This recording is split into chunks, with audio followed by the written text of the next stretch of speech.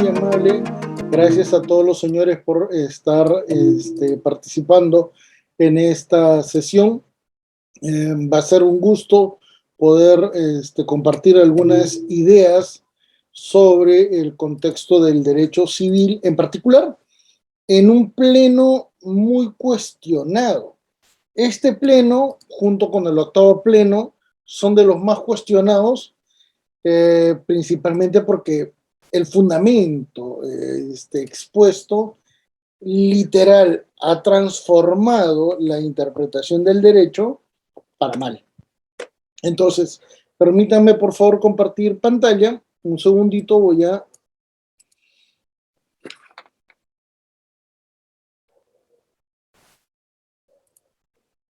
Me confirman si se puede visualizar, ¿sí?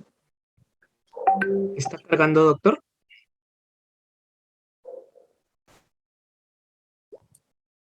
Ahora creo que sí, ¿no? Ahora sí. Muy bien. Entonces, cuando nosotros tenemos que evaluar los elementos que estamos analizando, tenemos que partir de una realidad bastante complicada, en particular porque tenemos una serie de elementos que nos van a permitir detallar, indicar, especificar que interpretar y ejecutar el derecho en una realidad tan compleja como la peruana no es tarea sencilla. ¿Correcto? No es tarea fácil y por eso es que de alguna manera vamos a mencionar algunos inconvenientes que nosotros observamos de forma constante en el ámbito local. ¿Correcto? Permítanme en este sentido trasladar, a ver, un ratito. Vamos a iniciar, como ustedes habrán dado cuenta, las clases son especiales solamente para el tema que se aborda. Y si bien es cierto, ya hay una premisa, ya hay un esquema preliminar, trato en la medida de lo posible de siempre generar una indicación mucho más coherente con nuestra realidad. Entonces, cuando nosotros observamos nuestra realidad social y jurídica, lamentablemente la tenemos que evaluar en una multidimensión sumamente complicada por varias razones, ¿correcto? En primer lugar, porque no estamos en un país en el cual el sistema jurídico sea único, en el cual eventualmente tengamos la misma estructura para generar un contexto de evaluación bastante especial. ¿Correcto? Tenemos una multiplicidad de situaciones y de factores que, bueno, vamos a poder detallarlos a continuación. ¿Correcto? El primero de ellos, y que esto es bastante gráfico, ¿correcto?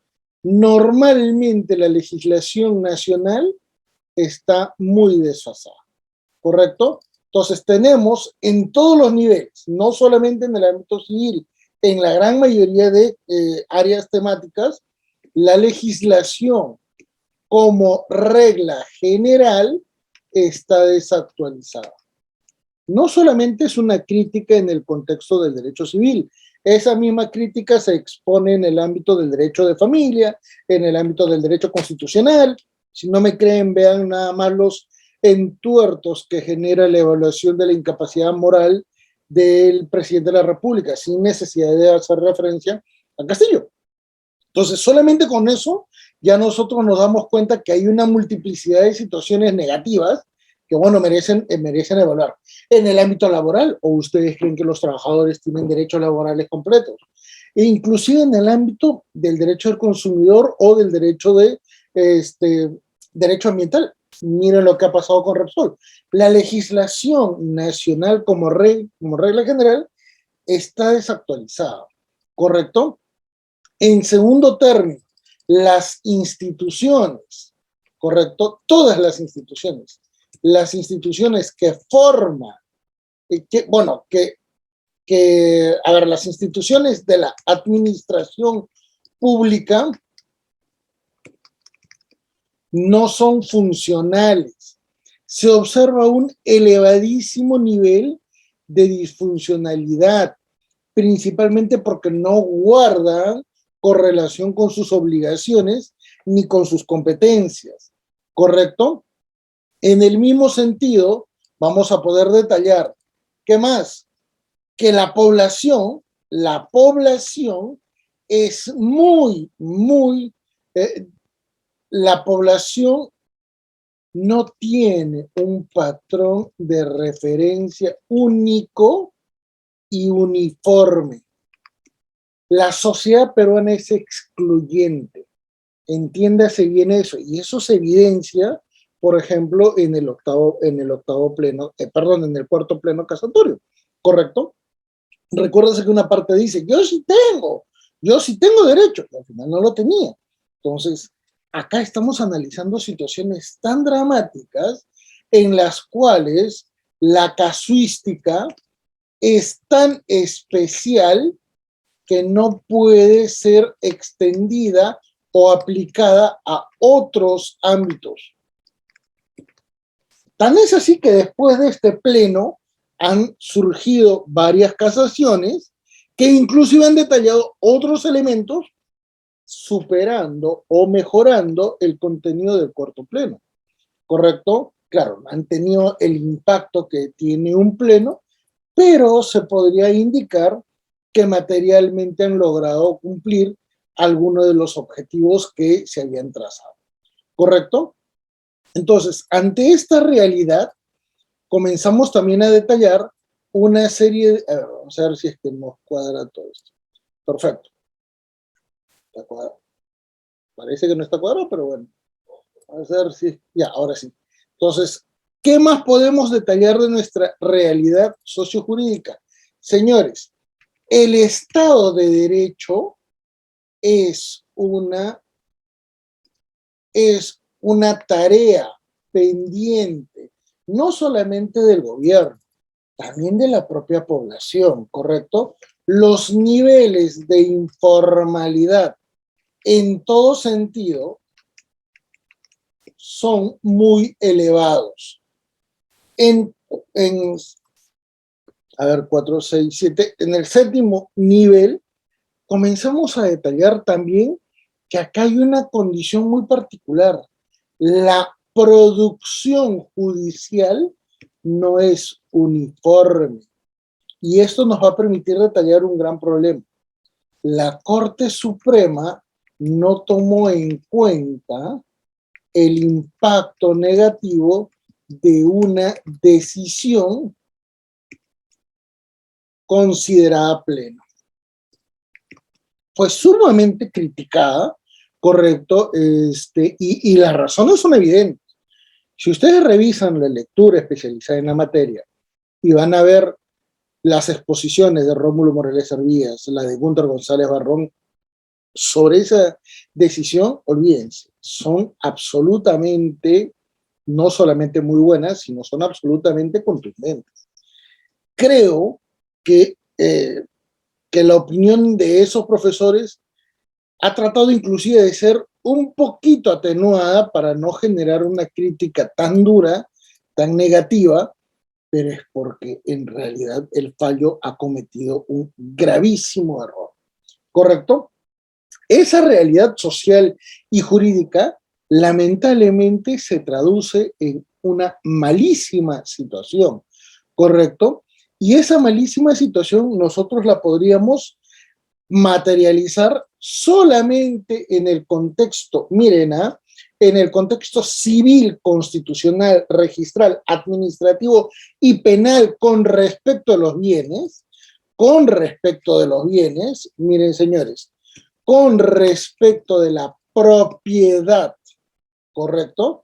Y esto lo vamos a desarrollar, vamos a bajar esto un poco más para que vean cuál es el impacto que se ha generado negativo, ¿correcto? Para que vean que no es una opinión desproporcional, sino muy por el contrario, es una posición sumamente coherente con el contexto que generó este pleno casatorio, ¿correcto? Fíjense nada más y vamos a detallar algunas referencias. Con respecto a la propiedad, la primera de ellas, el sistema registral civil administrativo tiene dos modelos.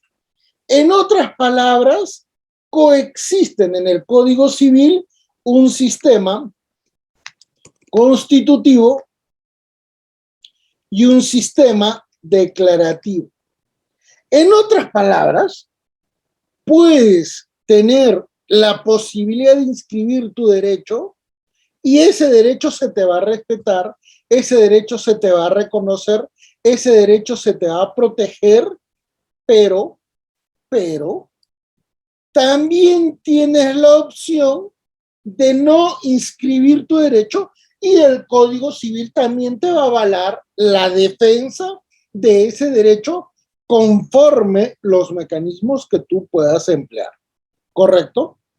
En otras palabras, tú tienes un sistema normativo que tiene a la misma vez el veneno y el antídoto.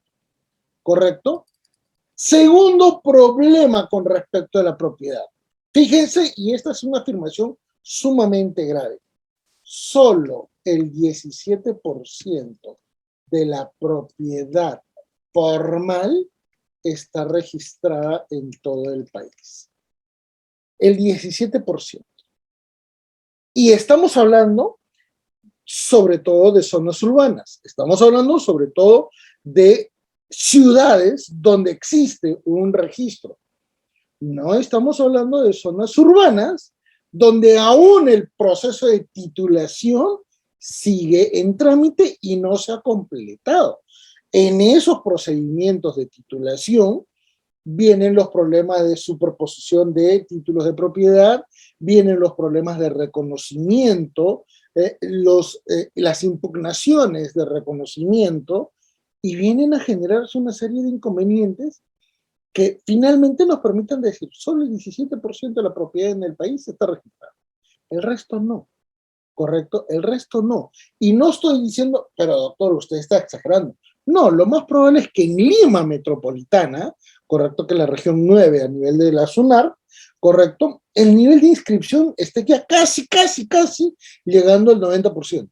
90%, es una de las regiones más altas. Callao, que tiene muchísima menos población y densidad demográfica, no llega ni siquiera al 80%. No llega al 80%. Y ustedes dirán, ¿y por qué? Problemas de zonificación, problemas de ingreso para registrar las propiedades, problemas de altísima delincuencia en algunas zonas en las que hace imposible que un funcionario del Estado pueda ingresar, literalmente limitan la posibilidad de registrar esos bienes, ¿correcto? Es tierra de nadie. ¿Qué más? Vamos a darnos cuenta que en este contexto la práctica judicial, además, ¿correcto? La práctica judicial, ¿correcto? La práctica judicial genera plenos y casaciones con efecto vinculante. Pero recuérdese un elemento muy particular, ¿correcto? Recuérdese un elemento muy particular. La gran mayoría de estos fallos que tienen una condición de vinculación, una condición de coerción académica, dogmática, argumentativa, no son mayoritarios. La gran mayoría tienen algunos elementos disfuncionales, incoherencias, eventualmente algunos vacíos, porque inclusive no los detallan correctamente, se asumen en forma implícita, ¿correcto? Por ejemplo, el octavo pleno casatorio. En el octavo pleno casatorio todo el mundo asume que se trata, ¿qué cosa? De una disposición de bienes de las sociedades gananciales. Un momento, ¿de qué disposición de bienes de sociedades gananciales? Si lamentablemente la señora que se consideraba propietaria murió y no está haciendo ningún tipo de evaluación. Son los hijos, los medios hermanos, los que terminaron haciendo el procedimiento judicial. Entonces, fíjese nada más que lo tomaron como implícito y sobre esa base se estructuró literalmente todo. Pero esa práctica judicial ni siquiera es la definitiva, ¿correcto? Porque sobre el Perú, los fallos de la Corte Interamericana de Derechos Humanos son vinculantes. Y peor aún, recuérdese también que las decisiones del Pleno del Tribunal Constitucional también son vinculantes. ¿Correcto? El mejor de los casos que le enmendó la plana a la Corte Suprema fue el caso de Juliana Yamoja. La Corte Suprema usualmente argumentaba muy mal, argumentaba de manera displicente y de manera ajena al contenido del inciso 5, artículo 139 de la Constitución. Y eso es lo que obligó al Tribunal Constitucional a resolver ese caso prácticamente, inclusive con una sobredimensión, porque generó una argumentación tan compleja que terminó modificando, ¿qué cosa? La práctica judicial, al nivel de exigir a todos los jueces, desde el nivel más bajo hasta el nivel máximo, Corte Suprema, la manera en la que se debía fundamentar una decisión. ¿Correcto? Y ojo, todavía no la cumple. En todas las áreas no está cumplida. Recuérdase que inclusive solamente en este año el Tribunal Constitucional ya modificó la manera de emitir sentencias en el ámbito penal con respecto a la política criminal. La modificó. Bueno, no tenemos política criminal, lo que tenemos son un montón de normas penales que se articulan supuestamente en el Código Penal y en normas anexas, ¿correcto? Pero el Tribunal Constitucional ya detalló. Eso está mal, ¿correcto? Y eso no guarda coherencia con una posición de Estado. Y eso se evidencia en en todo nuestro panorama normativo. Por eso les decía que la legislación está sumamente desactualizada. ¿Correcto? Y viene ahora otro gran detalle, ¿correcto? La propiedad no es un elemento para evaluar derechos individuales. Ese es uno de los grandes errores, para mi gusto, para mi consideración, que normalmente se generan en nuestro país. Pero un momento, todos dirán, oiga doctor, los derechos son individuales. Sí, nadie lo va a reconocer, nadie va a negar eso. Lo que estoy diciendo es que la propiedad no es un elemento para evaluar solo derechos individuales. ¿Correcto? Ya debemos dejar de pensar que el proceso judicial solo involucra a dos elementos, demandante-demandado.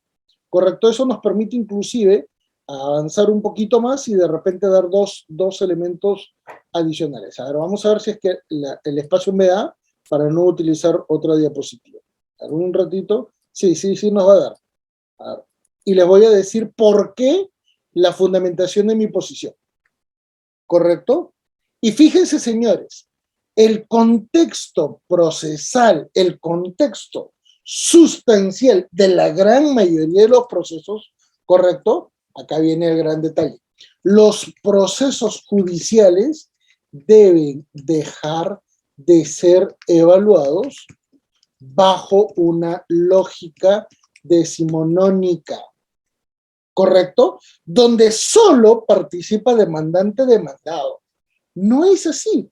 El mejor ejemplo, octava plena casatoria. Los titulares del derecho patrimonial sobre la casa de 70 metros cuadrados terminaron siendo los medios hermanos, ¿correcto? ¿Y por qué es importante detallar esto? Por ejemplo, primer pleno casatorio. Se evaluó el contexto de la reparación del daño, ¿correcto? Pero solo se permitió actuar a la parte demandante inicial, que era una mamá que se contaminó con mercurio. Era una mamá enferma y con el riesgo, muy por seguro, de morir con cáncer. Y solamente le dieron 24.000 soles, a ella y a sus otros 3 hijos. 24.000. Estamos hablando de casi 6.000 soles por persona. ¿Usted cree que la vida de una persona que va a morir de cáncer en el breve plazo vale 6.000 soles? Así opinó la Corte Suprema. La Corte Suprema no tomó en cuenta que esto no es una evaluación de documentos y de hojas en un expediente. Señores, los procesos judiciales implican un conflicto entre varios sujetos. Los expedientes judiciales no reflejan el panorama legal evaluado. El conflicto social es mucho más denso, es mucho más complicado, es mucho más elocuente. Y no solamente está el primer pleno casatorio, también lo está el segundo, también está el tercero, divorcio por separación de hecho, también, bueno, está el cuarto, está el quinto, también está el sexto, el séptimo, el último, el décimo. Todos están evaluando contextos sobre los cuales el expediente se quedó cortito. Por eso tal vez considero que la Corte Suprema quiso interpretar algo para bien a favor de la realidad social, pero lo hizo mal, ¿correcto? Las buenas intenciones no siempre te llevan al paraíso. Recuerden la famosa frase, ¿correcto? Entonces, ahí tenemos el verdadero problema. Y ustedes dirán, ¿los jueces son los culpables? No. Con todo fundamento yo siempre digo, yo podré criticar la sentencia, les doy de algo, pero hay un detalle. Esa sentencia se hace con dos elementos básicos. Uno, se fundamentan en la ley. Los jueces no pueden apartarse de la ley. No se puede, salvo una excepción que está detallada no en la Constitución, en la Ley Orgánica del Poder Judicial. ¿Cuál es? La de generar fallos en equidad. Cosa que, por cierto, solo la Corte Suprema puede hacerlo. Los fallos en equidad, ¿qué significan? Yo reconozco que la ley dice ABC, pero de la evaluación de los hechos, yo no puedo fallar ABCD. Yo tengo que fallar JYZ. Esos fallos en equidad se han dado escasamente en 200 años de república. ¿Correcto? He tenido la suerte de ser uno de los poquitos abogados que ha llegado a fundamentar un caso de estos en el año 2003.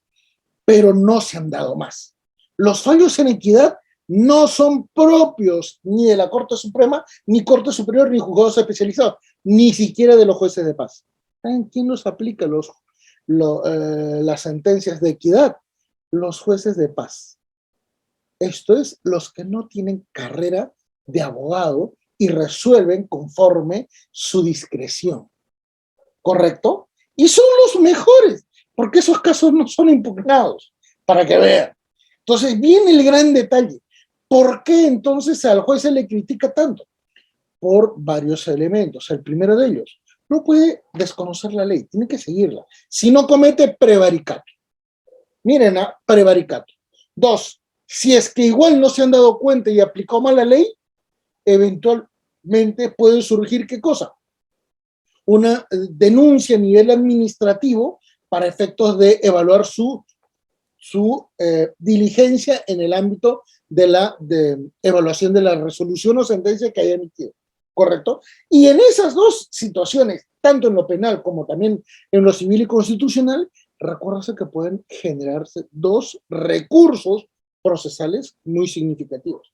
El primero de ellos, nulidad de sentencia, ¿correcto? Se puede cuestionar una sentencia, pero el límite es de 6 meses. ¿Y qué es lo que sucede normalmente?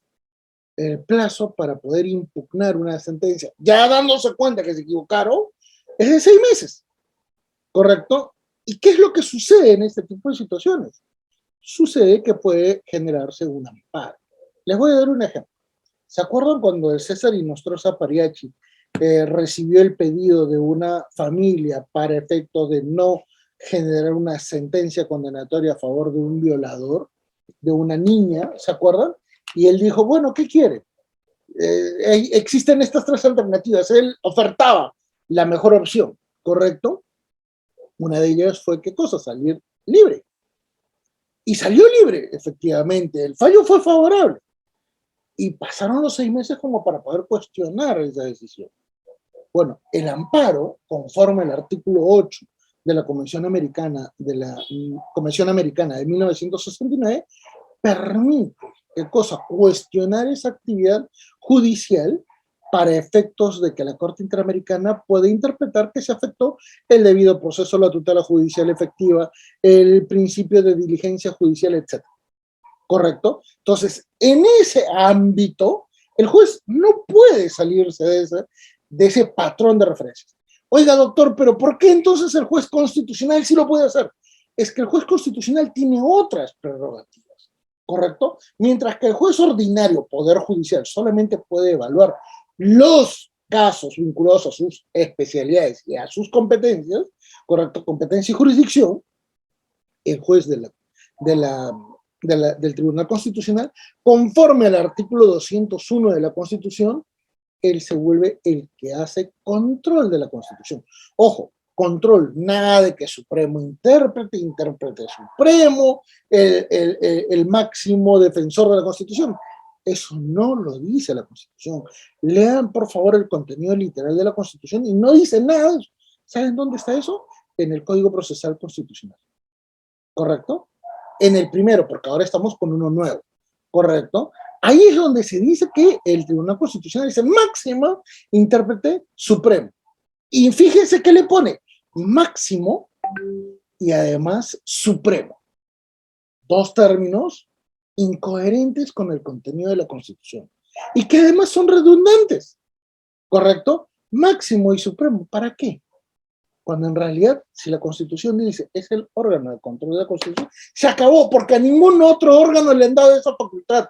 No se lo ha dado al Poder Judicial porque no está reconocido. Puede ser implícito, sí, a través de los procedimientos que pueden ejecutarse, desde los amparos, desde la acción popular o eventualmente los procesos que estime conveniente cualquier persona que se pudiera detallar. Tan es así que inclusive cuando no existe un procedimiento arreglado, acuérdense que existe el proceso de conocimiento que justamente evalúa cualquier criterio, sin ser de una especialidad en particular. Así es simple, así lo dice Código Procesal Civil, así lo dice la Constitución. El gran inconveniente es que no se aplica correctamente eso. Y por eso es que el Tribunal Constitucional puede generar sentencias interpretativas, aditivas, normativas, sentencias que inclusive lo convierten en un semilegislador, ¿correcto? Ese es el panorama previo, ¿correcto? ¿Por qué es importante detallar? Porque cuando ya pasamos a la evaluación de la actividad judicial, recuérdense, señores, si solo nos vamos a centrar en el contexto judicial, civil, ni siquiera es un tema constitucional, no es un tema penal, no es un tema administrativo, no. Nos vamos a centrar en civil. Y además, le puse expresamente patrimonial para que no se vincule con el contexto de familia, porque tiene otro valor, ¿correcto? Tiene otro valor. Acá solamente se cumple, ¿qué cosa? El artículo del título preliminar del Código Civil, ¿correcto? Que obliga y determina, ¿correcto? Bueno, artículo cuarto, título preliminar del Código Procesal Civil, el principio de iniciativa de parte. Solamente podemos ejecutarlo desde la afectación de intereses y de derechos que son detallados conforme, ¿correcto?, al artículo 3 del título preliminar del Código Civil, aplicación de la ley. Por eso solamente nos vamos a centrar en la parte patrimonial, ¿correcto? Pero fíjense, se genera una situación de controversia. Solo hay dos posibilidades, ¿correcto? El juez evalúa el conflicto de derechos, todo aquello que está arreglado, todo aquello que está dentro de una norma, o el conflicto de los intereses de las partes sobre algún elemento. Esto es en función del artículo 3 de la Constitución, esto es en función de la interpretación de otras normas complementarias que pueden ser tratados internacionales como también normas de carácter administrativo para delimitar algo, ¿correcto? Téngase en cuenta que hay muchísima jurisprudencia que se ha desarrollado en base a la evaluación de los intereses, porque efectivamente tenían razón y se fueron consolidando y se fueron reglando. Tan es así que hoy por hoy nuestra práctica procesal civil responde más a esa casuística que a la que sale por la evaluación e interpretación de la norma, ¿correcto? ¿Por qué? Porque es lo primero que dije. Nuestra legislación es disfuncional, por lo tanto no está adecuada a estas condiciones actuales. Les doy un ejemplo muy simple. Revisen los libros del Código Civil de 1984. ¿Correcto? La última transformación, la última adaptación significativa de ese Código Civil fue en el año 2018, en el libro de familia. No se modificó en sucesiones. ¿Correcto? Solamente fueron 12 decretos legislativos que modificaron el Código Civil. Esa fue la última reforma significativa del Código Civil. ¿Correcto? Y a pesar de eso, 2018, que es acá nomás la vuelta a la esquina, ¿correcto? Ese Código Civil sigue siendo disfuncional. Ese código sigue siendo muy, muy corto. Es como si nosotros compráramos ropa para una persona de 12 años y nosotros ya somos adultos. Evidentemente no nos va a ser útil. Y eso es lo que pasa. Pero muy bien, superada esa situación donde se evalúa el derecho a la acción, correcto, que cualquiera lo puede ejecutar, viene la evaluación del artículo 6, Código Civil, perdón, título preliminar, Código Civil, el interés para obrar. ¿Qué significa el interés para obrar? Tengo que tener una vinculación sobre los hechos. Caso contrario, no me van a aceptar la pretensión, ¿correcto? Acción, pretensión, ya son elementos de naturaleza eminentemente procesal. Y en esta situación, cuando ya llega un expediente al juez, ese juez no es que la tramite automáticamente, la evalúa artículo Código Procesal Civil 424, 425, ¿correcto? No, no. Antes que eso, tiene que tomar en cuenta cuál es el contenido de la demanda, ¿correcto? Evalúa la demanda. Y si bien es cierto, hace una evaluación muy preliminar, ¿correcto? Se tiene que tomar en cuenta que ese mecanismo determinado por el demandante no puede ser modificado por nadie, salvo el demandado. ¿Correcto? O porque acepta, se allana, o porque contradice en parte, o porque contradice todo, o porque eventualmente, ¿qué cosa? Plantea también él mismo una demanda, que en el mismo caso se llama contrademanda. ¿Correcto? Entonces puede pasar varias cosas.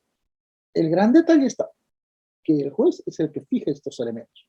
Y la legislación procesal te determina cómo se van a evaluar los mecanismos procesales para determinar qué elementos probatorios siguen siendo válidos, cuáles se van a actuar y cómo va a ser determinado qué cosa. El procedimiento para determinar los puntos controversiales sobre los cuales el juez tiene que pronunciarse sí o sí. Y aunque parezca increíble, a pesar de que eso se ha determinado en una etapa muy preliminar, a veces los jueces no se pronuncian por todos los hechos. Les doy un ejemplo muy sencillo. Fíjense en la liquidación de las sociedades gananciales en un caso de divorcio. No lo hace. Y la ley dice que antes de en la sentencia sale todo el contenido de la liquidación de las sociedades gananciales. Y los jueces la suelen hacer para la etapa de ejecución de sentencia. ¿Correcto? Porque es complicado.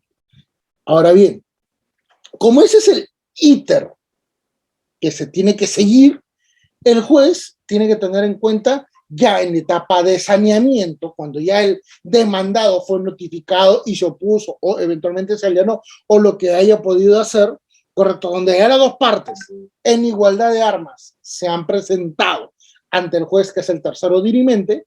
¿Qué es lo que hace el juez?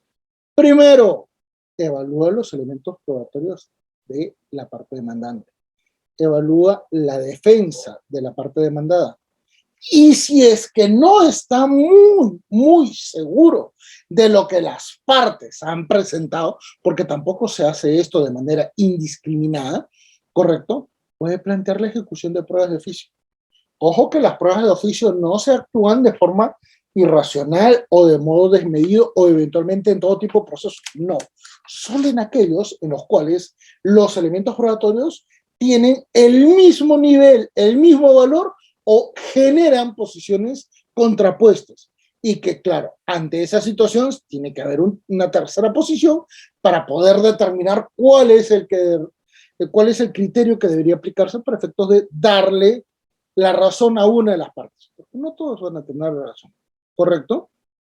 Entonces, ese es un elemento que se aplica ni siquiera al contexto civil, a todo proceso penal, laboral, constitucional, todo, ¿correcto? Pero fíjense, y ahí viene otro valor, el juez es un actor social. El juez conoce la realidad, pero ¿cómo es nuestro país? Multicultural, sumamente complejo, muy informal, donde las partes son absolutamente maliciosas y temerarias, ¿correcto? Y hasta este momento siempre surge una pequeña duda. Y esto normalmente ni siquiera el Tribunal Constitucional lo ha podido delimitar, pese a que Gossaini, por ejemplo, es el que lo desarrolló, ¿correcto? Malicia y temeridad procesal no son iguales, no son sinónimos. La malicia procesal está regulada en nuestro Código Procesal Civil. Y la malicia procesal implica ¿qué cosa? El atacar un procedimiento dentro del trámite del proceso, pero que no va a afectar el resultado de la causa. ¿Correcto? Les doy un ejemplo sumamente sencillo. Imagínense que Perú llega al Mundial, ¿correcto? Noviembre. ¿Ustedes creen que en las fechas en las que el Perú juegue el Mundial se van a desarrollar audiencias?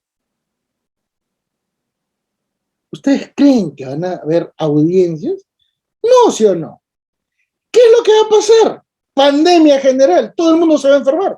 Y todo el mundo va a decir, señor juez, me acabo de enfermar, por favor, reprograme la audiencia. Hasta los jueces se van a enfermar. ¿Correcto? Eso es malicia, porque no se afecta el fondo de la causa, ni tampoco el resultado final queda comprometido. ¿Correcto? Por favor, Jacqueline Salas, al terminar la exposición, vamos a hacer la consulta. ¿Correcto? Esa es la respuesta. Pero fíjense, temeridad procesal y es distinto. Con un acto temerario se ataca el fondo de la causa y se busca alterar el resultado del proceso. ¿Correcto? Por ejemplo, yo presento un título de propiedad que me acredita que mi tatara abuelo era el dueño del Palacio de Gobierno y pido desalojar Palacio de Gobierno porque esa es mi propiedad. Evidentemente no voy a ganar, pero hagamos de cuenta que yo presento los documentos como si hubieran salido, ¿qué cosa? De la ordenanza de Bilbao en España, que hubieran sido ratificados, ¿qué cosa? Por de repente el condado de Sevilla, donde se generaron la mayor parte de migraciones de América, o inclusive que tenga un registro apostillado en el municipio de Castilla-La Mancha que acredite que sí, efectivamente, mi tatarabuelo era el propietario y que nunca se le pagó la indemnización. Eso es temeridad procesal, ¿correcto? Por eso es que es muy importante entender que el pleno, el cuarto pleno casatorio, se topó con una de estas. No por una acción maliciosa ni temeraria, sino porque la realidad social era tan compleja y era tan grave, porque una familia que fue desalojada terminó diciendo, oye, yo he vivido 40 años acá, 40, ¿cómo me van a hacer esto? Pero viene la gran pregunta, oye, si tú nunca has tenido el título, ¿por qué durante 40 años nunca hiciste algo? Entonces, nadie puede, ¿qué cosa? Pensar que la ley, el derecho o alguna condición jurídica te va a llegar del cielo. Eso no existe, ¿correcto? Esa es la displicencia de nuestra sociedad. Por eso es que es significativo el que la Corte Suprema haya querido resolver este caso por esa vía, pero lo hizo mal. Ese es el gran detalle, ¿correcto? La legislación, la práctica judicial y la doctrina nunca han valorado la seguridad jurídica de nosotros. Y esto yo sé que es grave, yo sé que es absolutamente criticable el que lo diga, pero es la verdad. Es la verdad. La seguridad jurídica en nuestro país no es respetada ni siquiera por la misma doctrina, ¿correcto? Y ustedes dirán, pero doctor, está chocando con toditito los civilistas. Sí, y lo voy a demostrar. A ver, señores, díganme quién está exigiendo de toda esa doctrina que de una vez el Código Civil defina qué sistema registral va a imperar en el país, o el constitutivo o el declarativo. Dígame quién lo dice y quién hace acto cívico para decir, ya pues señores, tenemos casi 40 años con el Código Civil, no funciona este sistema dual, tenemos que sincerarnos. Ninguno. Tal vez el que más ha levantado la voz para esto ha sido Gunther, pero Gunther porque ha sido registrador, ha sido notario y ha sido juez. caray, tiene la trilogía completa en el ámbito profesional, pero, pero es el único. De ahí en lo demás, te cuestionan la ley, te cuestionan la jurisprudencia, eventualmente te hacen algún otro informe o algún artículo, pero ahí nomás, no quieren criticar, como si este Código Civil fuera casi sagrado, y ese es un error, ¿correcto? Por eso es que la SUNAR ha tenido muchos ataques contra su institucionalidad. Acuérdense que inclusive la SUNAR fue creada en 1994, cuando se creó la Constitución del 93. Antes no existía. Antes lo que teníamos eran folios administrativos, que inclusive tenían un valor casi colonial, ¿correcto? ¿Por qué creen que tenemos algunos títulos que ni siquiera aparecen? Haz el estudio, a ver, por ejemplo, de los títulos de propiedad de Lima Centro y no van a aparecer, porque justamente tienen ese valor, ¿correcto? Por eso es que formalmente la defensa de la propiedad en el país, sobre todo en zonas urbanas, es negligente, es displicente, es cuasi temeraria e inclusive económicamente muy compleja, ¿correcto? ¿Por qué? Los ciudadanos no conocen todos sus derechos, ni les importa conocerlos. Una persona que vive 40 años en una casa y que no hace ninguna acción legal para garantizar su derecho, ¿qué cosa es? Negligente. Ese es el término. Porque nunca se le pasó por la cabeza, ¿qué cosa? Reconocer que tiene derechos. Ya lo podía hacer, ¿qué cosa? Hace 30 años. Y no lo hizo. Tampoco se ejecuta la defensa inmediata de la propiedad porque sencillamente no se quieren asumir los costos económicos. Ese es el gran problema de nuestro país, ¿no? ¿Por qué creen que las transacciones comerciales sobre bienes inmuebles han sido, han sido modificadas para que venga, ¿qué cosa? Un tercero a que pueda hacer el trámite formal de la propiedad. ¿Ah? El broker. ¿Por qué creen? Porque nadie hacía caso al valor de la ley y para efectos de bajarte los impuestos municipales, para bajarte la alcabala, para bajarte el impuesto a la renta, ¿qué cosa? Tú vendías una casa de $500,000 en $100,000. Por eso es que se creó ese cambio en la ley. Pero fíjese que no se cambió el Código Civil, se mantuvo. Entonces, ahí te das cuenta que ni el juez, ni el legislador, ni la doctrina se ponen de acuerdo en la defensa de la seguridad jurídica, ¿correcto? Y por último están los peores, ¿correcto? Los que no quieren registrar su patrimonio porque sencillamente no quieren hacerlo. Son más, eh, son felices no registrándolos. Y eso es lo que sucede en el interior del país, ¿correcto? Cuando tú le preguntas a tu abuelito de repente, abuelito, ¿cuáles son tus tierras? Mira, ¿ves esa piedra por allá? Hasta ahí llega. ¿Y ves dónde está la vaca? Bueno, hasta ahí llega. ¿Ves ese montículo por el otro lado? Ah, por ahí. Oye, abuelito, pero ¿y por qué no lo inscribes? No, no, no, hijito. ¿Por qué lo voy a inscribir? Lo inscribo y tus tíos se van a matar. ¿O no? Oye, pero abuelito, ¿qué pasa si te mueres? Todo el mundo sabe que este es mi terreno. Y de verdad, en el interior hacen eso. ¿Ustedes creen que llega ahí el PET? ¿Ustedes creen que llegó el COFOPRI? Y ese es el 90% de nuestro país. Entonces, entiéndase que esto es lo que sucede, ¿correcto? Y les doy un ejemplo que es muy cercano a Lima. Línea amarilla, el río Rímac, ¿correcto? Iban a hacer una carretera porque era necesario. ¿Qué es lo que dijo la gente? Miren, van a pagar el justiprecio porque va a haber ¿qué cosa? Expropiación. Casas de 5, 6, 7 pisos. Económicamente, todito se podía, ¿qué cosa? Demostrar, porque objetivamente tú veías una casa de 7 pisos. Los que iban a hacer las expropiaciones dijeron, acá esto nos va a llevar muchísimo dinero, pero no importa, se paga. Señores, vamos a pagar tanto por las propiedades, porque asumían que tenían propiedad. Así fue la convocatoria para la expropiación. Y todos fueron en mancha, porque los montos eran altos. Se iba a pagar más de la media porque sencillamente se quería economizar tiempo en el trámite administrativo para que el desalojo sea pacífico y además se pueda construir mucho más rápido. Ustedes saben que el tiempo es oro. Todos se fueron. Pero había un requisito que nadie se percató. Tenían que traer el título de propiedad. 95% de todas esas familias no tenía título de propiedad. ¿Y saben por qué nunca iba a poder tener título de propiedad? Porque la ley, a nivel de catastro, en todo el país, ¿qué te dice? Donde hay un río, hay aires, 50 metros a cada lado.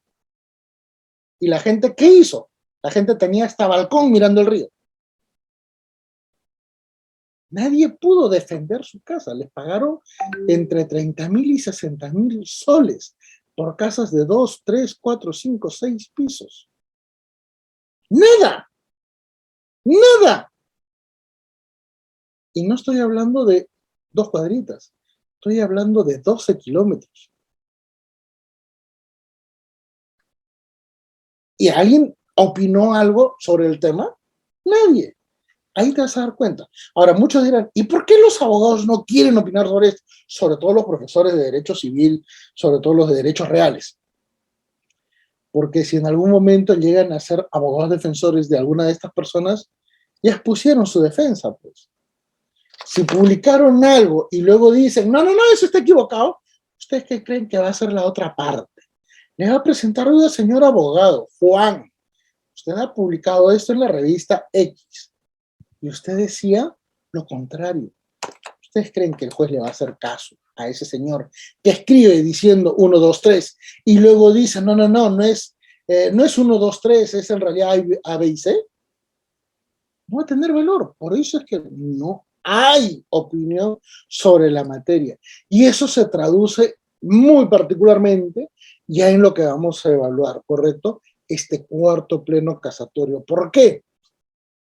Primero, porque de modo innecesario se analizó obligaciones y contratos, pese a que el tema era posesión, propiedad y derechos reales.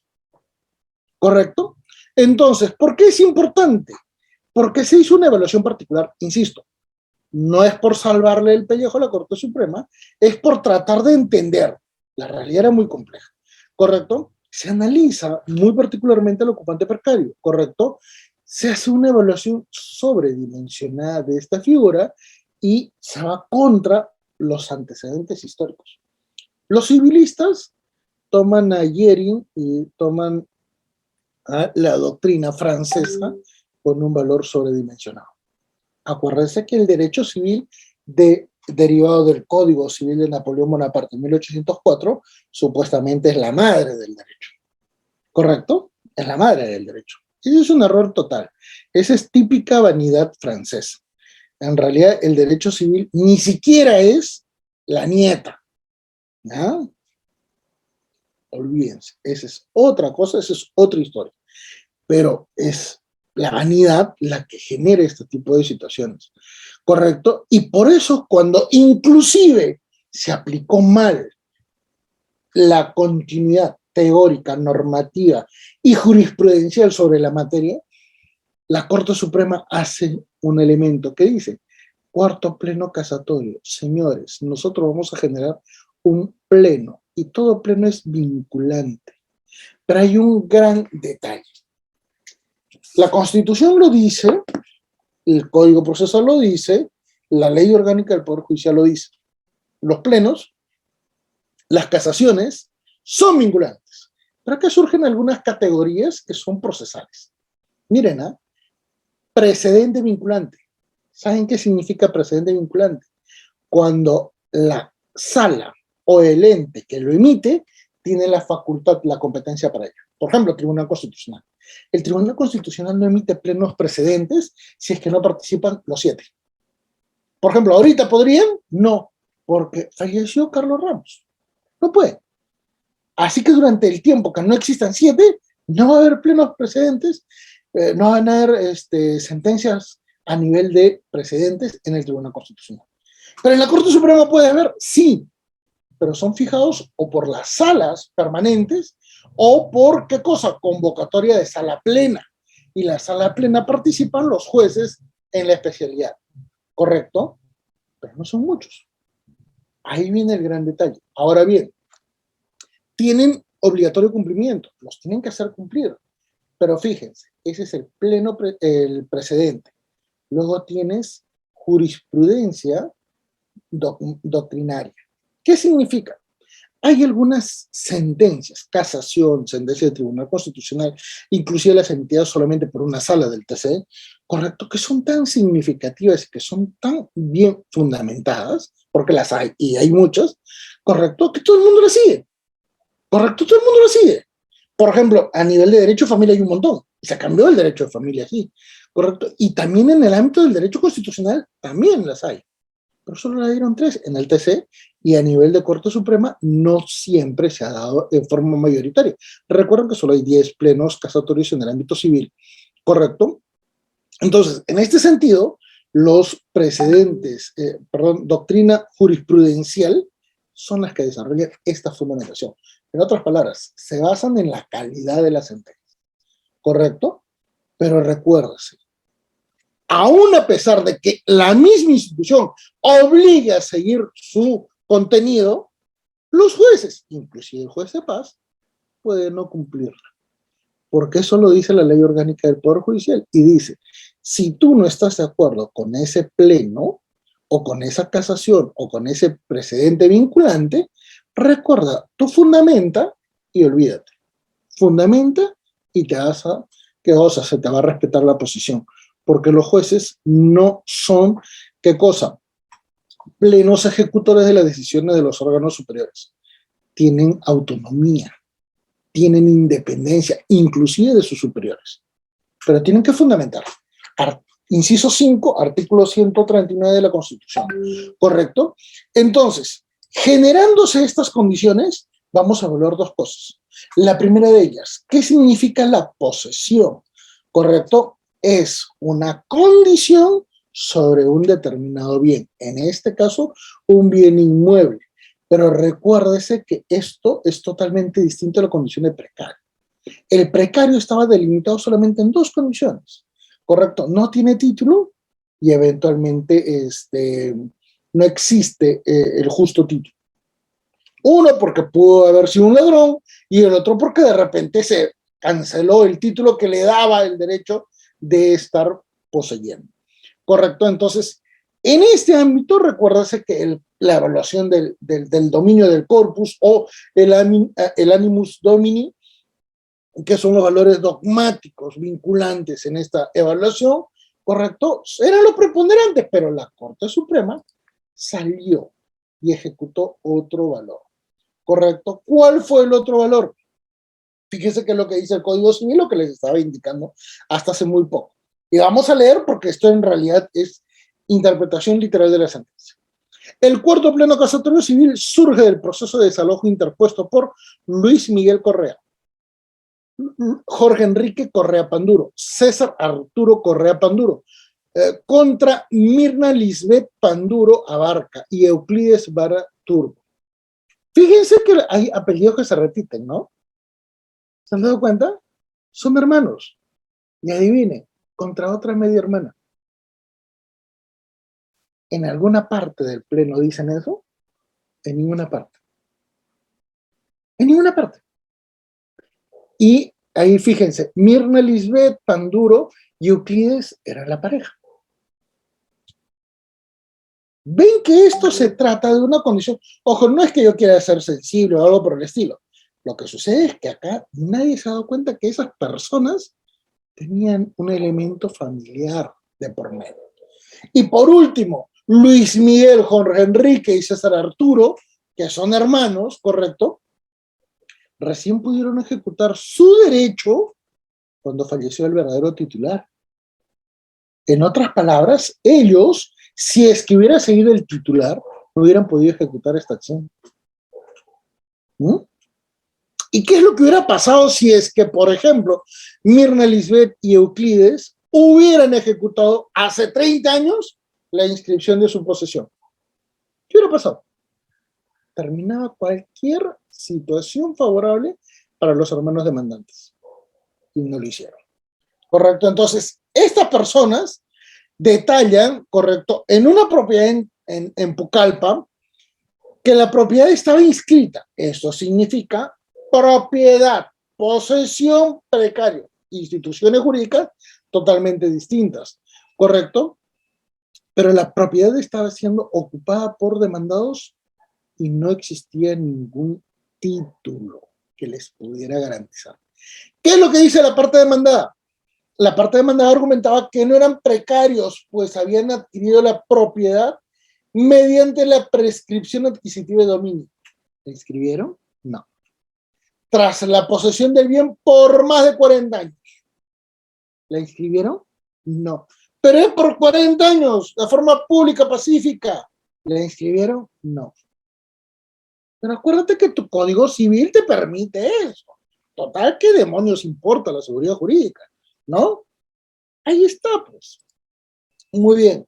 ¿Qué es lo que dijo la Corte Suprema en este contexto? La pusieron, deben haberles arrancado pues el cuarto de hora de esos pobres magistrados, porque de lo insensibles que son, tomaron en cuenta pues que eran 40 años, ¿no? Quisieron encontrar una solución. Los jueces de la Suprema, que nunca son sensibles, flaquearon. Pero ahí te das cuenta pues que el resultado, a veces por querer hacer un acto bueno, no necesariamente termina bien. Entonces la Corte Suprema delimitó el contenido de la posesión precaria. No era importante, no era importante, era un tema de propiedad. ¿Correcto? Y dijo, la figura del precario se va a presentar cuando se esté poseyendo sin título alguno. Venga para acá, familia, yo les voy a proteger. Esto es sin la presencia de acreditación de ningún acto o hecho que justifique el derecho al disfrute del derecho a poseer. Oye, ¿de dónde acá me sacan el derecho al disfrute, el derecho al disfrute del derecho a poseer? Oiga, señor Manuel Bermúdez, usted tiene derecho a ser feliz siempre y cuando sea guapo. ¿Cómo se puede materializar eso? Entonces, ¿qué dice ahí? Así como también cuando el título de posesión que ostenta el demandado haya fenecido sin precisar los motivos del fenecimiento. A nadie le importa la seguridad jurídica. Y eso es literal. Esto está en el pleno. Correcto, no es una idea mía. Esto está en el pleno. Una persona tendrá la condición de precario cuando ocupe un inmueble ajeno sin pago de renta. ¿De dónde me sacaron un contrato? ¿De dónde apareció? Apareció un conejito. ¿Vieron?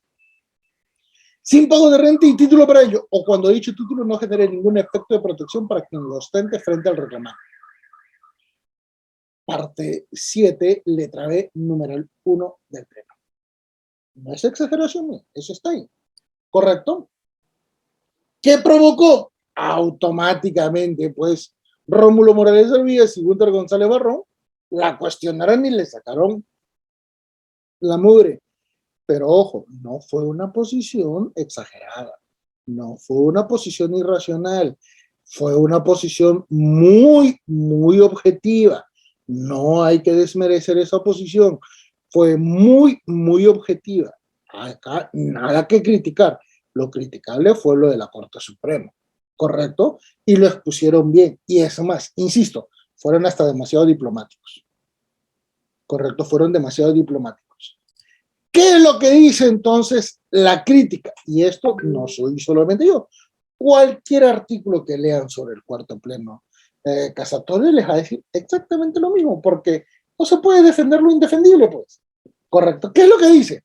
El precedente judicial dispone que en los casos de resolución extrajudicial regulados en los artículos 14, 29 y 1430 del Código Civil, contratos, correcto, tras el cumplimiento de la formalidad respectiva, el deudor se convierte en precario.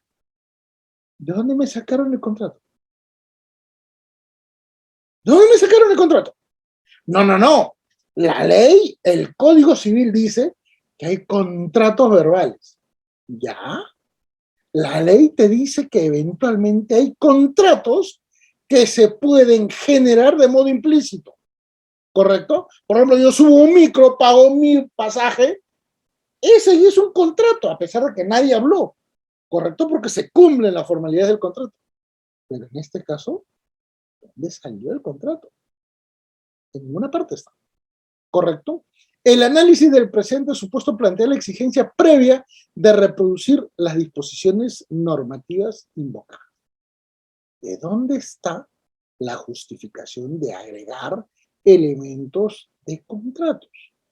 La inclusión de la resolución extrajudicial como causa generadora del proceso de posesión precaria evidencia el desconocimiento de los efectos de la resolución contractual, indistintamente si opera o no de pleno derecho. En otras palabras, señores de la Corte Suprema, nadie les pide a ustedes que no vean la realidad social, pero recuerdan que esa realidad social tiene que estar reglada en función de las reglas.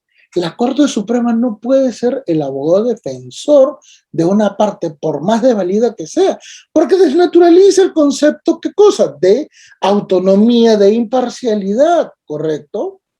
¿Cómo podría tener legitimidad si actúa como defensor? Entonces, el criterio judicial adoptado es errado, porque desconoce los efectos de la resolución expresamente reconocidos en el 1372 del Código Civil. Y miren, y lo he puesto literal. Por razón de la resolución contractual, las partes pueden restituirse las prestaciones en el estado en que se encontraban al momento indicado en el párrafo anterior.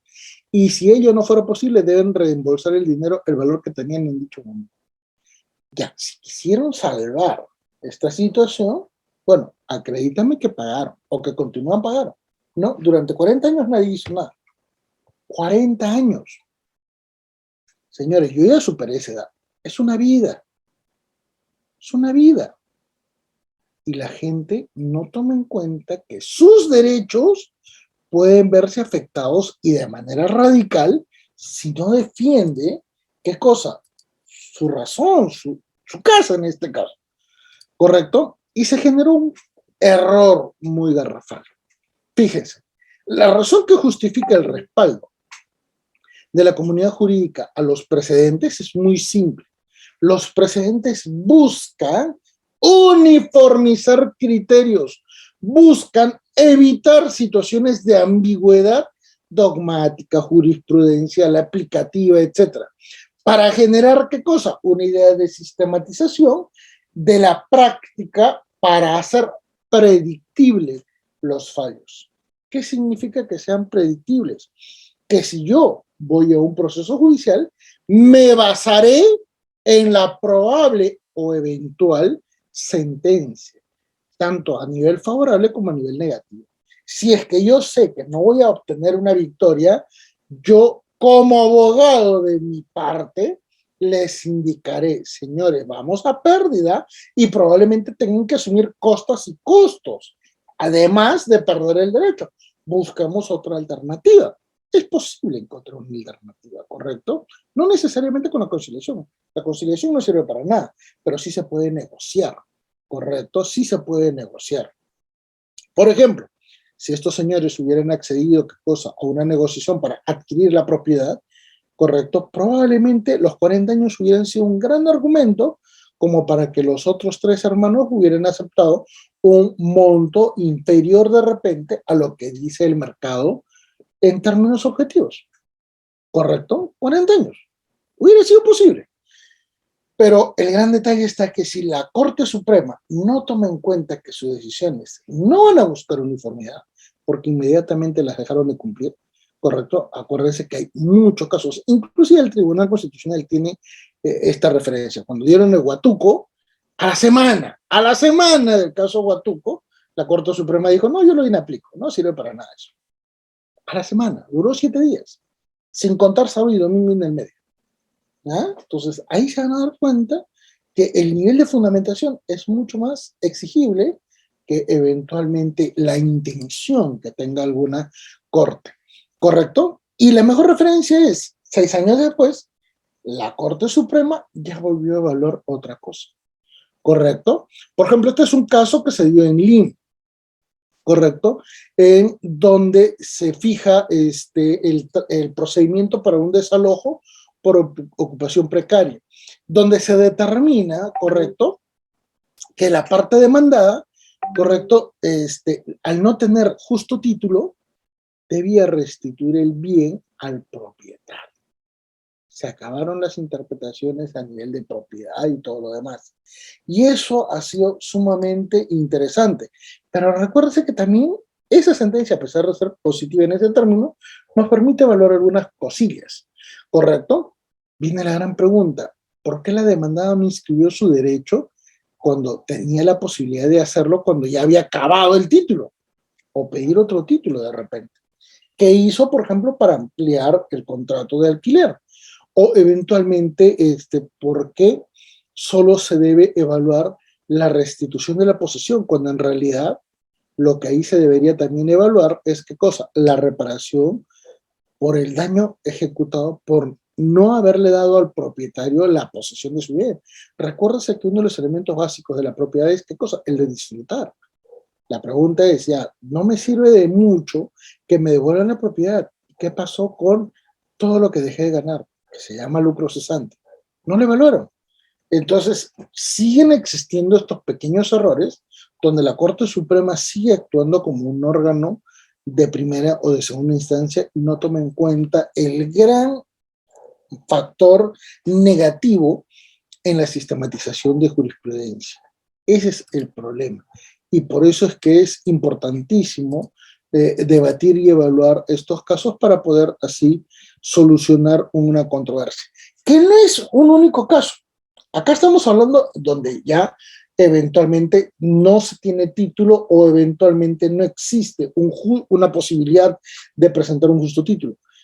Acuérdense que también ha habido ocupantes precarios que han sido familiares. Y le doy un ejemplo sencillo. A ver, veamos. Hagamos de cuenta que esto es una casa. Azul, primer piso, guinda, segundo piso, y el último, la azotea, tercer piso. ¿Correcto? ¿Qué es lo que normalmente sucede en nuestro país?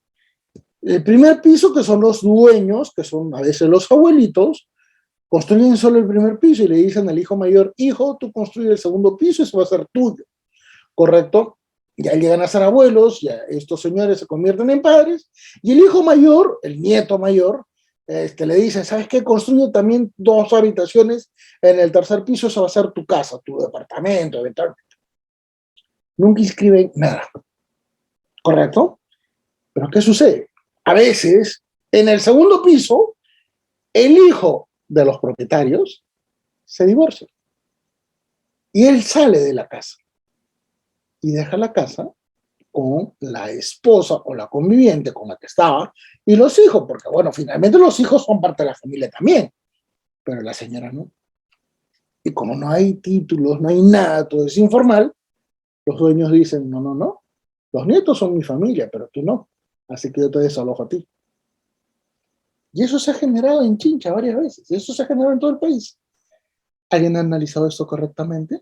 Sí. La Corte Suprema se dio cuenta de estas situaciones y dijo, esa señora, a pesar de haberse divorciado del que podía tener legitimidad e interés para hablar, es ocupante precaria. Y acá no hay un tema de título ni nada, porque se trata de un contexto de familia. Por eso expresamente detallé que esto se trata de un contexto civil patrimonial, no familiar, porque lo familiar es otro mundo, ¿correcto? Y ese es ya para jalar el interés para quien quiera en otra oportunidad. Señores, espero que les haya parecido interesante la exposición, muy amable, y creo que ahora pasamos a las preguntas. Muchísimas gracias. Excelente, doctor. Estimados participantes, pueden levantar su manito para las preguntas pertinentes, por favor, pertinentes al tema. Gracias.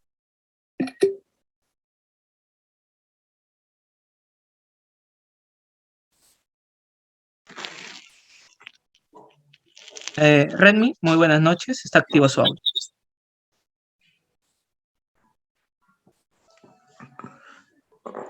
Buenas noches, doctor. Tengo una consulta. Es de un caso familiar. Eh, Mi abuela le gana el juicio a un hijo, pero este no quiere desalojar ya está la sentencia. ¿Se considera inquilino precario? No es inquilino precario, y hay una sentencia.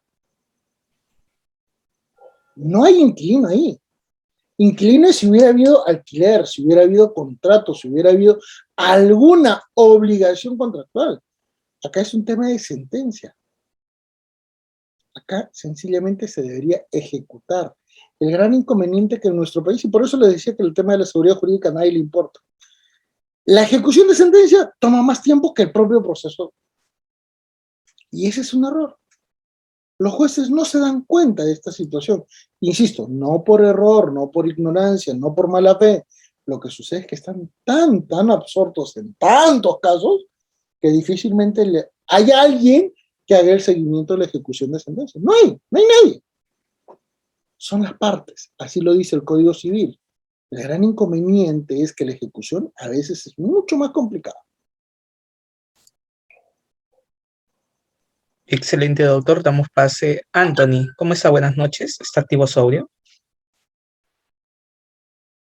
Doctor, buenas noches. Doctor, tengo una consulta. De frente, es una pareja de esposos, vendieron la chacra al propietario, ¿no? A nosotros, pero resulta que nosotros, porque vivimos fuera de la ciudad, dejamos que la pareja siga viviendo y siga usando la chacra como cuidantes. El problema es que después de unos 5 años aproximadamente, ellos piden que aparece una tercera persona alquilando una fracción de la chacra. Y obviamente el propietario autoriza a la cuidante para que lo alquile. Pero posterior a ello, ese cuidante ya se venció el contrato de alquiler, pero aparece con una compra-venta de la que inicialmente nos vendió el terreno. Tomando en cuenta que esa señora que nos vendió el terreno es una persona iletrada, el cual desconoce esa venta, pero aparece un documento notarial, ¿no? Como compra-venta, con una persona iletrada. Esa persona que alquiló es precaria, se puede hacer un proceso por desalojo por ocupante precario, o Sí, viene ahí el tema lamentablemente sí. de... Sí, lamentablemente sí, porque acuérdate que en este caso, si bien no hay justo título, sí hay un elemento que podría garantizar eso. Entonces, mejor es anular todo y una vez que anules los contratos, ahí se te acabó el justo título, ahí lo desalojas y ahí ya no sería ocupante precario. Excelente, doctor. Estimado participante, Farfán, está activo su audio. Doctor, buenas noches. Quiero hacerle una consulta. Mire, es lo siguiente. Tengo mi mami, ¿no? Que el año, bueno, tiene un inquilino de una habitación, ella está alquilando una habitación. Este inquilino estuvo viviendo casi por 12 o 13 años atrás, pero resulta que él dejó de pagar desde el mes de abril del año pasado. Mi mami lo trató o sea, se trató de comunicar con él y no le paga hasta la actualidad. Pero no sé si estuvo bien que ella, o sea, mi mami, fue a conciliación a manifestarle todo lo que le he manifestado y vino la abogada de conciliación y bueno, con ella hizo un acta para desalojar prácticamente sus cosas, ¿no? Que estaban ahí porque por falta de pago. Estuvo bien lo que ha hecho mi mami, eh, ya estuvo viviendo un aproximado de 10 años, como le digo, y hizo bien ir a la conciliación, acercarse con la abogada y hacer un documento para retirar todas sus cosas que estaban No, en inmueble. no, porque acuérdese que ya tenemos supuestamente una ley de desalojo expreso. El gran detalle es que lo más probable es que la abogada que les ha asesorado, correcto, no pudo verificar la validez del contrato. Lo más probable es que el contrato haya sido o muy informal o eventualmente muy simple. ¿correcto? Entonces, acuérdese que si los contratos son muy simples, los mecanismos para extenderlos en el tiempo, para eventualmente acordar algunas cláusulas implícitas, se generan sobre la base de la costumbre, ¿correcto? Y eso probablemente ha obligado a esa abogada a ir a un proceso de conciliación, pero en realidad no debieron, porque si usted ve que la defensa de la propiedad es un elemento mucho más significativo, lo ideal es ir sobre esa base para exigir el desalojo. En estos casos, normalmente cuando la contraparte hace malicia o eventualmente abuso de derecho, no se puede conciliar porque nunca van a retirarse quienes están actuando mal. Ese es el gran error de la conciliación, no sirve. Debería irse de una vez al proceso judicial porque para eso está. Excelente, doctor. Doctora Miriam, muy buenas noches. Está activo su audio. Buenas noches. Quería hacer una consulta. Por decir, mi defendida, estamos en un proceso de desalojo por ocupante precario. Mi defendida solo tiene un contrato del 2018 y no se ha renovado hasta la fecha. No ha vuelto a firmar otro contrato. Ahora, el año pasado, a fines de noviembre, el propietario del predio en el que vivía, que ha estado un promedio de 10 años, casi 11 años ha estado viviendo en un predio, pagando puntualmente el alquiler hasta marzo del 2020. Hago constatar que mi defendida no ha firmado ningún documento más allá del que firmó un contrato del 2018, pero no fue notaria, sino entre las dos partes, entre propietario y ella. ¿Cuándo vencía ese contrato? En el 2018, en junio del 2018, porque el contrato se iba a hacer cada medio año, o por lo Cada general 6 se hacía meses. cada medio. Sí, cada 6 meses se hacía la ¿Había una renovación. cláusula de renovación implícita?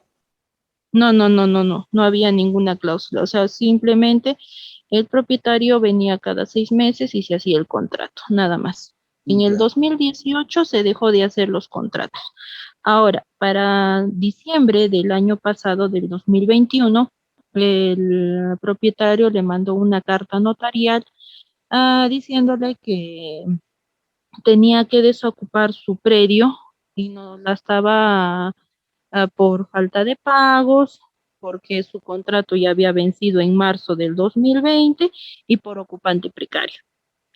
Le mandó eso y después vinieron lo que es el proceso de conciliación, en el cual no llegaron a un acuerdo. Mi defendida estaba haciendo, inclusive en el año 2021, empezó a sacar en noviembre del Doctora, 2020. disculpe, doctora. Sé preciso la pregunta, por favor, porque tenemos más estudiantes. Gracias. Ya. En el 2021 empezó a desalojar el predio y cuando le mandaron la carta, ahí hace hincapié de que no se está haciendo el desalojo en ningún momento. Y en lo que es conciliación, también en la carta de conciliación, hicieron lo mismo, que no se ha movido absolutamente nada y bueno, a mi cliente ya está haciendo el desalojo. Ahora, lo que quiero saber es que a ella le están obligando prácticamente a pagar los alquileres de marzo del 2020 hasta la fecha. Y bueno, que desocupe pues el predio, lo cual ella está haciendo paulatinamente porque no tiene los medios ni el lugar a donde ir. Quisiera saber cómo puedo proceder ante esta acción del demandante. Bueno, pueden acordar a través de una negociación sin necesidad de conciliar y eventualmente si sacamos la cuenta, son cuánto, estamos hablando de casi, 2020, 2021, 12 meses, 2022, casi un promedio de 20 meses más o menos, que eventualmente la señora se comprometa a pagar no sé, de repente el 70% de los meses ocupados, pero con el compromiso del desalojo, que sería lo más ideal para todos. Pero viene el gran detalle, ¿por qué no cumplió con el pago del alquiler desde 2020 en adelante, o no hubo consignación de pagos. ¿Por qué no quiso pagar?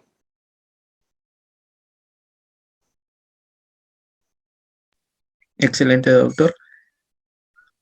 Damos paso a la doctora Nicole. Doctora Nicole, muy buenas noches. Está activo. Buenas noches, doctor. Les quiero explicar sobre mi caso. Ya, mi mamá ha construido en un terreno que ya era hereditario de mi padrastro. Ya estaba dividido el terreno. Y ahora sus hermanos nos están desalojando a mí y a mi mamá. Y quisiera saber si la unión de hecho va a amparar un poco el desalojo, o al menos que pague la construcción para que nos podamos retirar. Es que ahí vienen varios detalles que no se han dicho. En primer lugar, ¿bajo qué categoría la señora va a poder afirmar que tiene una convivencia? Tiene que tener 2 años de convivencia. Correcto, y además tienen que reconocerlos. Ese es el gran problema de las informalidades en nuestro país. Entonces, ese es el gran detalle. Y peor aún, se construyó sobre un terreno que no era propio. Puedes cobrar el tema de las mejoras, sí, pero yendo a un proceso judicial, lo que te va a cobrar el abogado literalmente va a ser mucho más caro de lo que puedas recibir de pago de compensación por esas mejoras. Peor aún cuando no tenías un justo título para construir. Entonces, va a depender de la evaluación del caso mucho más complejo, porque acá no se ve solamente derecho a nivel de derecho real o contrato, ya también se ve familia. Y si ocurre un tema de familia, y como ya has comentado que también hay un tema de sucesiones, probablemente sí se tenga que defender el derecho que estás indicando. Pero mientras no se tenga todo el panorama, es difícil hacer una evaluación. Excelente, doctor. Damos pase al participante con letra A. Muy buenas noches y por favor, preguntas precisas sobre el tema. Gracias.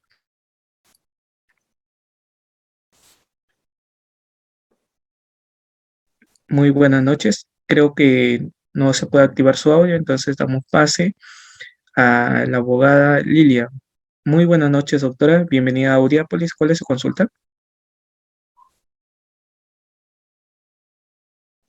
Doctora Lilia, muy buenas noches. ¿Se me escucha? Buenas noches, doctor. Desde ya muchas gracias por la comunicación y bueno, mi situación es en la siguiente. Estamos hablando de la ejecución de una hipoteca por medio de un banco y la misma implica registros públicos. Mi pregunta es, ¿cómo funciona el desalojo para el propietario del edificio de un departamento, el cual no ha cumplido con las cuotas?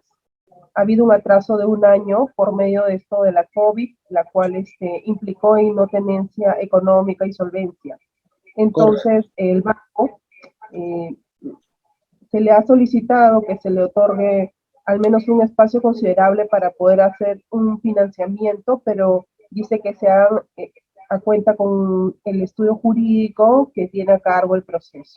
En ese sentido, ¿cómo queda el propietario de la vivienda después de haber efectuado una aportación de más o menos 2 a 3 años al banco, teniendo un compromiso de pago por, en este caso, 20 años, y si la consecuencia de una ejecución de garantía hipotecaria, ¿en qué devendría económicamente a la pareja, ¿no? Porque es una pareja de esposos que tienen han adquirido un bien, ¿no? Un departamento.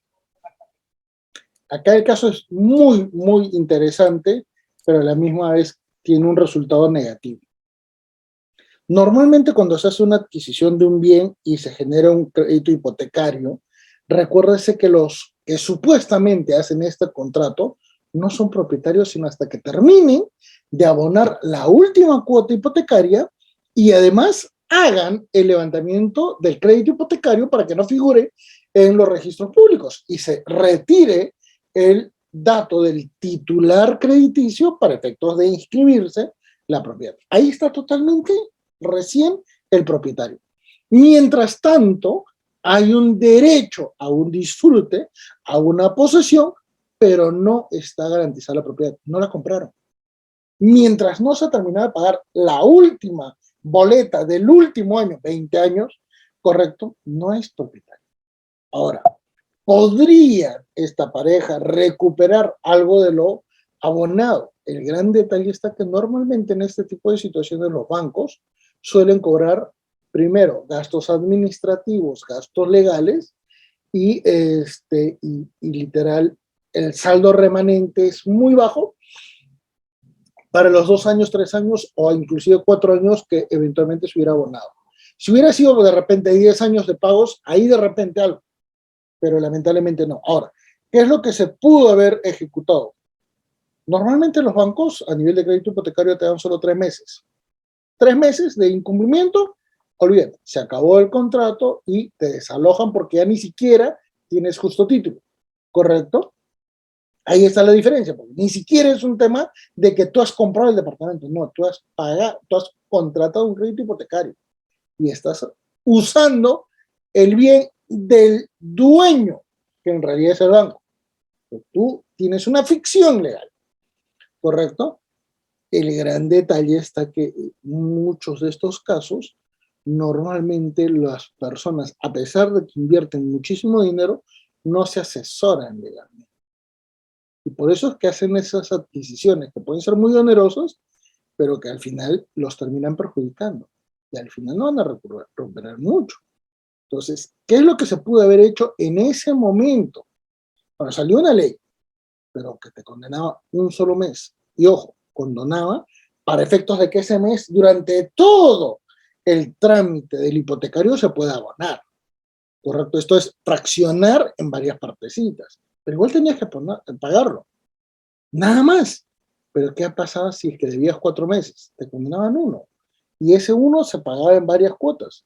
Normalmente los bancos ya no iban a querer ningún tipo de negociación porque iban a ganador casi al 200%. Ese es el gran problema. Entonces, ahí viene el error total de nuestro sistema, porque al final de cuentas, los créditos hipotecarios, el propietario solo será propietario cuando termine todo, no antes. Excelente, doctor. Pasamos a la doctora María Elena. Doctora, muy buenas noches. Bienvenida a Audiápolis. ¿Cuál es su consulta? Buenas noches, doctor. Mire, mi consulta es, estos son unos terrenos de urbanizaciones que construyó el Banco de Materiales. Algunos le entregaron para que hubiera la modalidad de pagar en cuotas y otros terrenos estaban en blanco, los cuales personas han tomado posesión en los terrenos. Estamos hablando posesión de 8 años, pero en la copia literal de los terrenos aparece el Banco de Materiales. Algo mencioné antes sobre el adquisitivo de dominio, o sea, esto se puede hacer con estos terrenos. Lo único que se tiene en el terreno es, bueno, no es una constatación de una junta directiva de la urbanización, los arbitrios de la municipalidad y los servicios básicos, pues no, que es agua, luz y desagüe, pero en la copia literal en sí aparece el Banco de Materiales y estos eran terrenos en blanco, o sea, pero ya hay una posesión, han tomado posesión en distintos terrenos. Está complicadito. Ahora, si es que hay posesión, han pasado los requisitos que pide el Código Civil, inclusive hasta los de mala fe, ya debieron llamar a COFOPRI. ¿Dónde queda el terreno?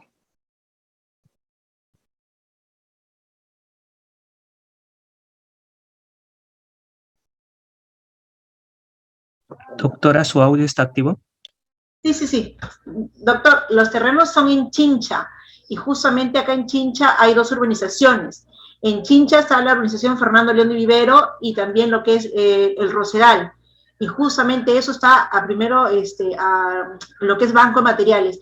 COFOPRI viene, pero no sé en qué momento, porque nunca ahí se encuentran a los que están allí. Es más, al mismo Banco de Materiales se ha ido y dice que eso está en stand-by.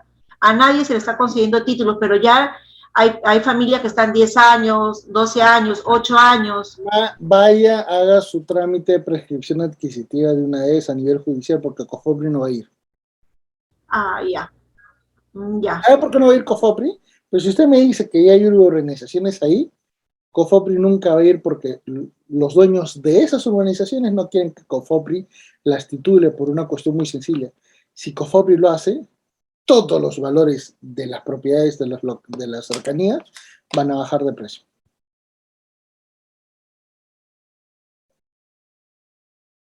Excelente, doctor. Doctor Cristian, muy buenas noches. Bienvenido a Audiápolis. ¿Cuál es su consulta?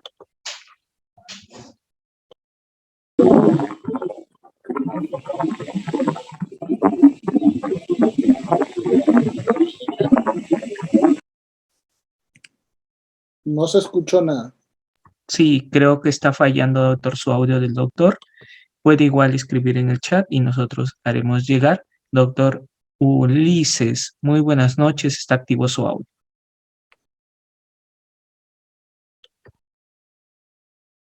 Sí, doctor. Excelente. ¿Aló? ¿Me escucha? Sí. Aló, buenas noches, doctor. Hola. Sí, ¿me escucha? Ya, una consulta, mire, ve. Mi padre compró un terreno en el año 74, con mi madre, en una cooperativa de vivienda. Ellos pagaron, bueno, mi padre es el socio y le está pagando, ¿no? Pero nunca sacaron título de propiedad por problemas X en la cooperativa, ¿ya? Mi madre ha fallecido hace 20 años, ¿ya? Y el título de propiedad recién ha salido hace 2 años. Y el título de propiedad está a nombre de mi padre. Ya, ahora, el tema es que mi hermano, por parte de madre, está solicitando derechos hereditarios. Ya, el terreno está inscrito en el registro público como terreno. No está independizado porque esta casa está con 3 pisos, pero no hay independencia, no hay nada, simplemente está como terreno. Ya. Y es 3 pisos.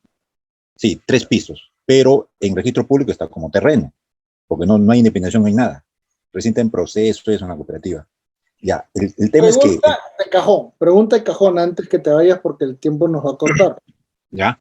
Fíjate, si ya salió la inscripción, ¿en qué año se dio ese año? ¿En qué año se dio ese derecho a favor de tu papá? Hace 2 años recién salió el título de propiedad no de mi padre. Sí. Correcto. ¿Y en ese título se reconoce desde cuándo se inició el trámite? ¿Hay alguna indicación de cuándo se inició el trámite? ¿Desde cuándo se inició el trámite? Bueno, ahí en el documento indica que desde la fecha que inició la compra, del año 74, más o menos, 76. Pero que le están haciendo entrega ahora hace 2 años. ¿Qué es lo que va a hacer el medio hermano de usted? Se va a basar en ese elemento para indicar que es nulo el documento que usted tiene del año 2018 para que se vuelva a hacer uno nuevo en la que se incluya a la mamá. Una vez que se incluya al papá y a la mamá conforme fueron los que compraron ese terreno, correcto, saldrá un nuevo documento. Sobre ese nuevo documento, el medio hermano, si cuenta con un buen abogado, ¿qué es lo que va a plantear? La sucesión intestada de la mamá, ¿correcto?